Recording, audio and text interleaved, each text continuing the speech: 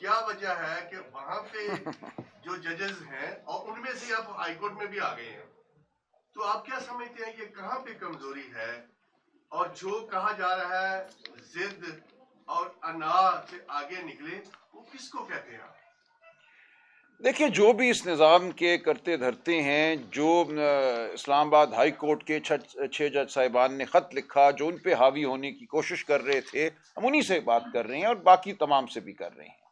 دیکھیے اس ملک، اور انا ججز کو کہہ رہے ہیں کہ ججز سے دیکھیے فیصلہ کروانے والوں سے کہہ رہے ہیں؟ سب میں یہ معاملہ ہے۔ ججز تو بیچارے ہم سمجھتے ہیں کہ دباؤ میں ہیں، لیکن جو دباؤ ڈالنے والے ہیں ہم ان سے التجا کر رہے ہیں کہ یہ دباؤ ڈالنا ہمارے نظام پہ ختم کریں، تاکہ شرافت اور آئین اور قانون کے مطابق بات ہو۔ دیکھیں یہ فیصلہ آپ دیکھیں گے اگلے چند دنوں میں، جو گزارشات میں نے آپ کے سامنے رکھی ہیں یہ عدالت میں بھی رکھی گئی ہیں، لیکن ان کا اس فیصلے میں ذکر نہیں ہوا، کیونکہ اگر ان کا ذکر ہو جائے تو پھر فیصلہ دینا ممکن نہیں تھا۔ صاحب یہ بتا دیں کہ عبداللہ محمد گاندھی سے ہم بچپن سے آپ کو سنتے ہیں، آپ ایک اعلیٰ پائی کے وکیل، آپ کے پائی کا کوئی وکیل، بہت کم وکیل ایسے ہیں۔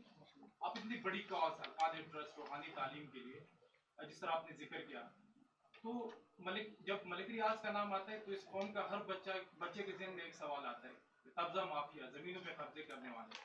تو انہوں نے اس سے پہلے نہ تو کوئی یونیورسٹی بنائی ہے، نہ کوئی انسٹیٹیوٹ بنائے۔ یہ کیا وجہ تھی کہ انہوں نے 458 کے نام زمین آپ کو مفت میں دی؟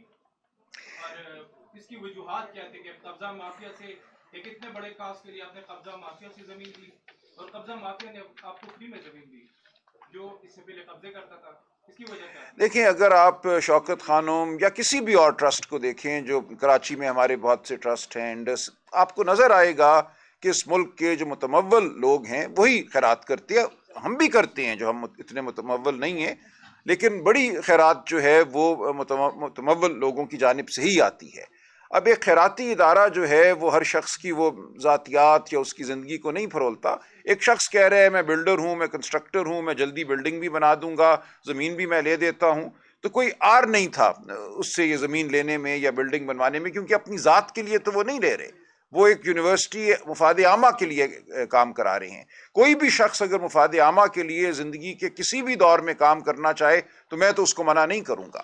اگر وہ کہتا ہے کہ ہاں میں نے بہت پیسہ کما لیا، اب میں کوئی اچھا کام کرنا چاہتا ہوں، تو فبیا کرے، میں اس کا یہی جواب دوں گا۔ ایک سیکنڈ، ایک منٹ۔ بلاول ہاؤس بنانے کے لیے یہ زمین نہیں لی گئی تھی، یہ القادر ٹرسٹ کے لیے لی جی گئی۔ اس طرح القادر ٹرسٹ کیس کا فیصلہ ہمارے سامنے ہے۔ جج نے یہ فیصلہ دیا تھا 2004 میں، سپریم کورٹ نے اس کو مس کنڈکٹ کا جی بالکل۔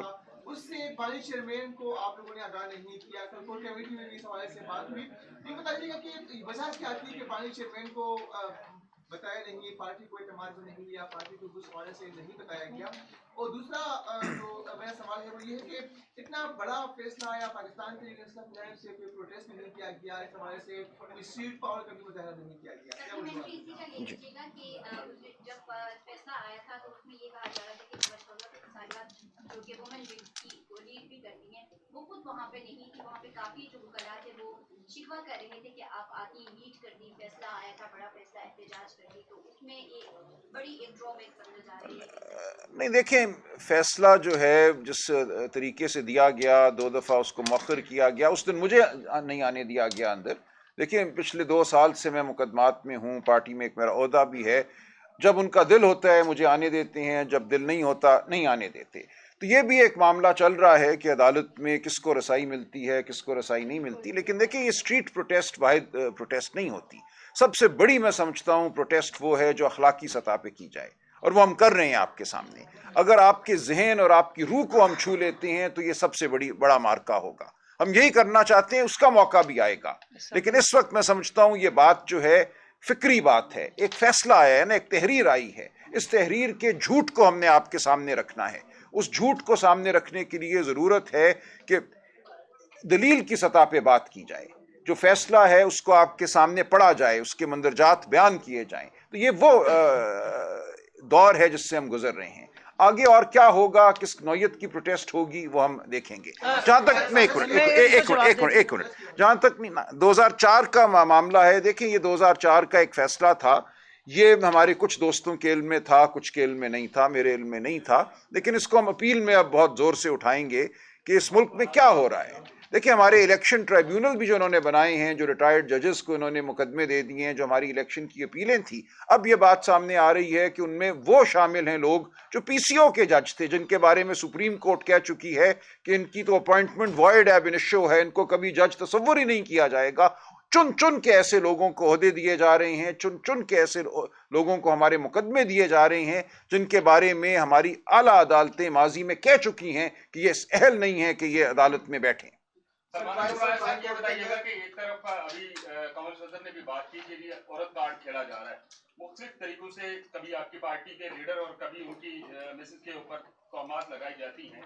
पीटीआई के पास 45 के करीब एमएलए इस वक्त मौजूद हैं, पार्लियामेंट मौजूद है, अदालतें मौजूद हैं। इन सारे मुद्दों को लेकर अदालत में क्यों नहीं जाते? प्रेस कॉन्फ्रेंस या ट्वीट्स करने से क्या उनकी जो देखिए अदालतें तो आपके सामने है ना, अदालतें तो इस तरह के फैसले देती हैं ना।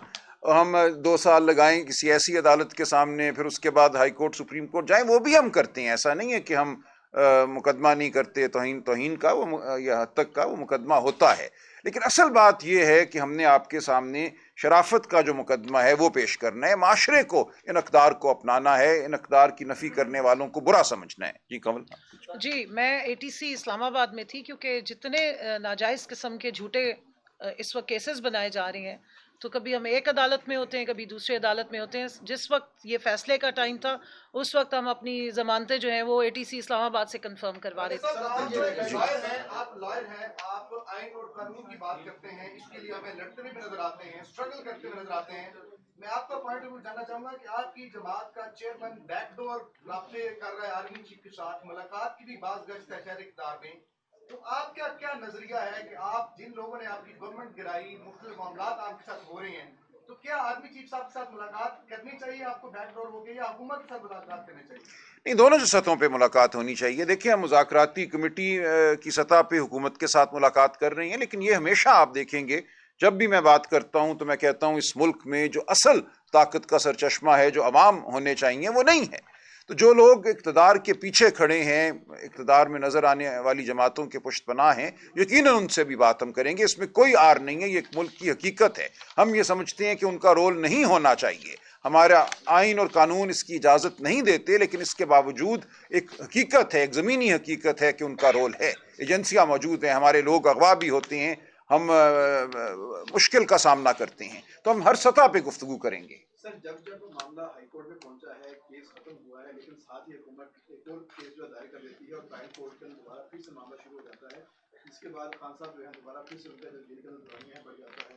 तो अब आपको क्या लगता है कि इस केस के बाद खान साहब बाहर आ सकेंगे, या हुकूमत की जानिब से मजीद कोई केस जो है वो दायर कर दिया जाएगा और खान साहब को दौरानियां जेल के अंदर? देखिए आप ठीक कह रही हैं, झूठे मुकदमे बनाना तो कोई मुश्किल काम नहीं। मेरे ऊपर 18 फौजदारी मुकदमे जो हैं पिछले 1 महीने में बन चुके हैं। रोज मैं उठता हूं, मुझे पता चलता है मैंने कहीं आग लगा दी है, मैंने कहीं हमला कर दिया है, तो ये तो होता रहता है, ठीक है, होगा। लेकिन मैं ये समझता हूं कि हम इन मुकदमों का सामना करते रहेंगे और फैसला अवाम करेगी। कि जब अवाम की ताकत खड़ी हो जाती है तो इस किस्म के बॉन्डे जो मुकदमे हैं, जो बॉन्डे फैसले हैं, उनकी तारीख में कोई हकीकत नहीं रहती, कोई अहमियत नहीं रहती। ये बता दें कि आपने अपने प्रेस कॉन्फ्रेंस में कहा कि लंदन में कहा गया कि ये पैसा रियासती पाकिस्तान की अमानत है, उनको वापस जाना है। तो अगर आप वजीरी खजाना होते तो ये पैसा तो पाकिस्तान के कौमी खजाने में। जी मैंने ये अर्ज किया, नहीं मैंने अर्ज किया, जी मैंने यही तो सारा अर्ज करके आपको बताया कि ऐसा नहीं हुआ। बरतानिया में जो फैसला है हाई कोर्ट का, उसने हवाला दिया है उस बाहमी मायदे का जो अली मलिक और नेशनल क्राइम एजेंसी यूके के दरमियान हुआ। उस मायदे में ये लिखा हुआ है कि ये पैसा जो हमने फ्रीज किया है, इसको हम डी फ्रीज कर रहे हैं ताकि इसको सुप्रीम कोर्ट के इस अकाउंट में डाला जाए जो बहरिया टाउन की जमीन की अदायगी के लिए खोला गया है। ये उस मायदे में लिखा हुआ है।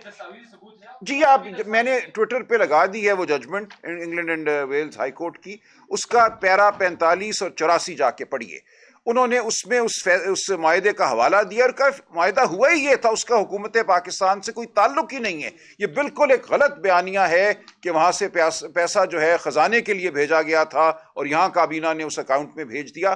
बिल्कुल ये बेबुनियाद और लग़्व बयानिया है। अच्छा सर बताइएगा, 135 की जो जजमेंट है वो उसमें भी लिखा गया है फैसले के अंदर, जो बरतानवी अदालत का फैसला है वो नासिर जवेद राना साहब की अदालत में क्यों नहीं रखा गया?